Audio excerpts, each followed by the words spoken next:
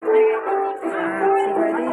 สบายดีเด็กน้องวันนี้ก็มาพบกับน้องแม่น้องพวกเราเพื่อนกันบ้านของต่างประเทศมีคนหับตัวน้องในบ้าน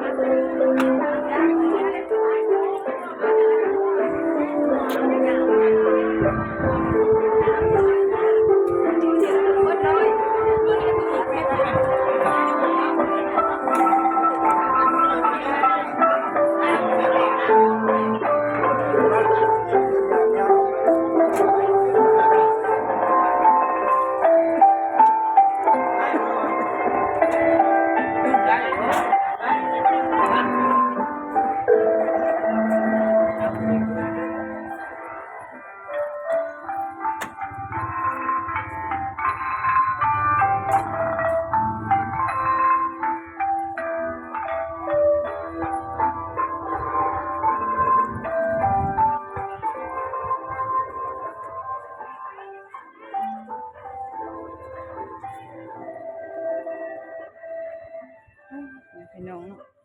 หลังทันทีก็คือแม่ข้าวก็เบาซุ่มกับบวชกันเด้อพี่น้องนะ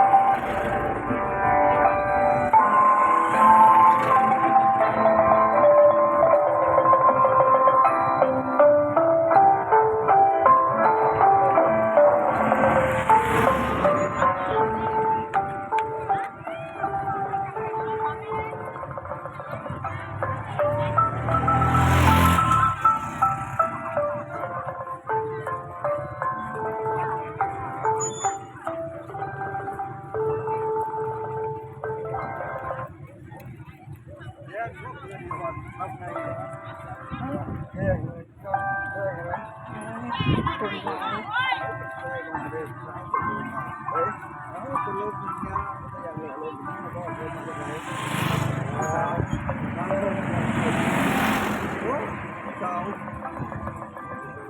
ยังมีอยู่ไหมตัวฮะ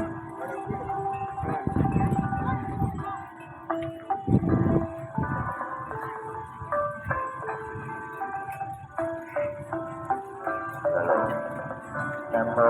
ตัสสะภะคะวะโตอะระหะโตสัมมาสัมพุทธัสสะนะโมตัสสะภะคะวะโตอะระหะโตสัมมาสัมพุทธัสสะนะโมตัสสะภะคะวะโตอะระหะโตสัมมาสัมพุทธัสสะเอตุปัจจโยติเหตุวิโตสัพพะยุตตะกานังธัมมัสสะธัมมะพุทธานังสาธุตัสสะเอตุปัจจเยนะปัจจโยอะระมะนะปัจจโย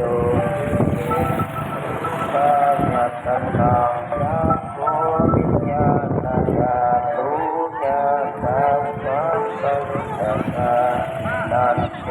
ธัมมัสสะอะระมะนะปัจจเยนะปัจจโยญาตนังโลกวิญญาณญาตุญาตังสัมปะริตตะนัจจธัมมัสสะอะระมะนะปัจจเยนะปัจจโยญาตนังวิญญาณญาตุญาตังสัมปะยุตตะสานัญจธัมมัสสะอะระมะนะปัจจเยนะปัจจโยรัสสะญาตนังสิอาวิญญาณธาตุญาตังสัมปะยุตตะสานัญจ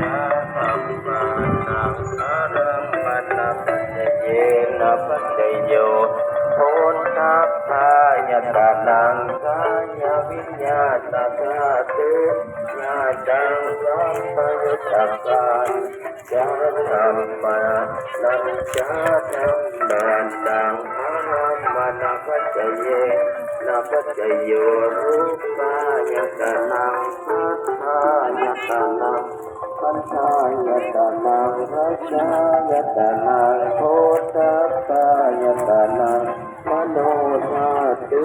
ญาตังสัมปะยุตตะสานัญจธัมมัสสังอนันตระปัจจโยนะปัจจโย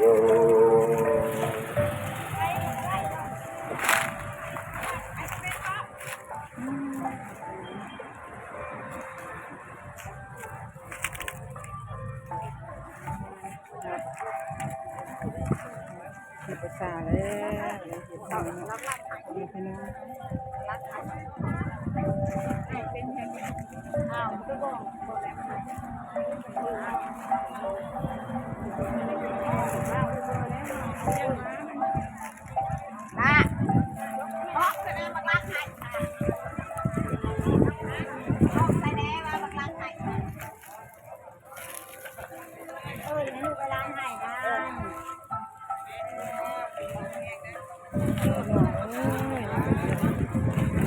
เสียใจหลายเด้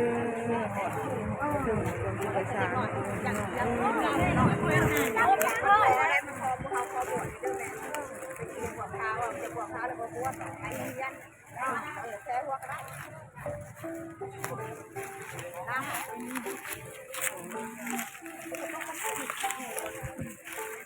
ไปนะแม่จะไปนะไปคุณคุณมาทับคุณมาทับขับไปน้ำตัวบุญไม่เท้าขับไปได้แม่น้ำตัวบุญขับไปแม่ลูกเอ้ยขับแม่น้าบอกเขาเจ้าไง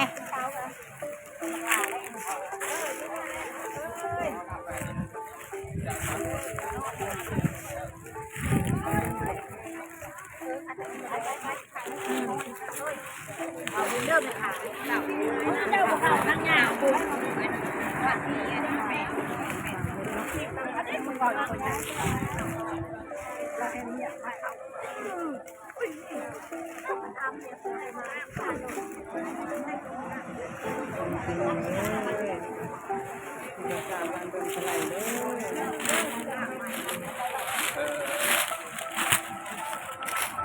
เอาบักข้าวมาเลยหมู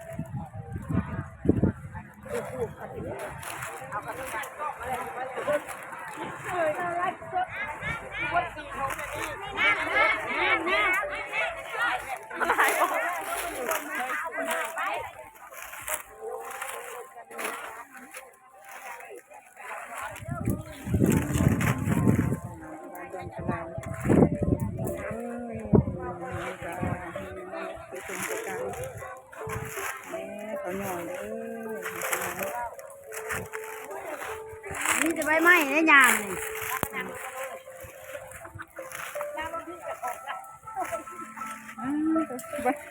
สวัสดีแม่วันนี้ก็ช่วงสการนะแม่เนาะ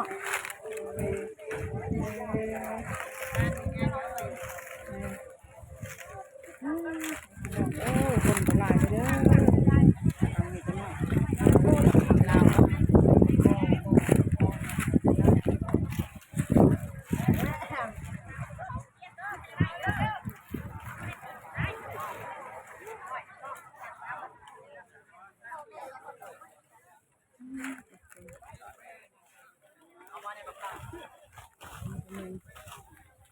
ขอจะคิดตัวเพียงคนหนึ่งเด้อขอพี่น้องรอคิดขาดกันใดก็ขอโทษขออภัยเด้อขอบุญกับคุณนี่FCหมดทุกคนเนาะให้น้องเรา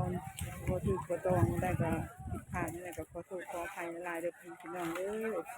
ขอติดตามน้องเด้อก็เจอกันได้ก็ติดตามเป็นกำลังใจให้น้องคุณจะสบายดีลาไปแล้วพี่น้องนะโอเคหนาโอเค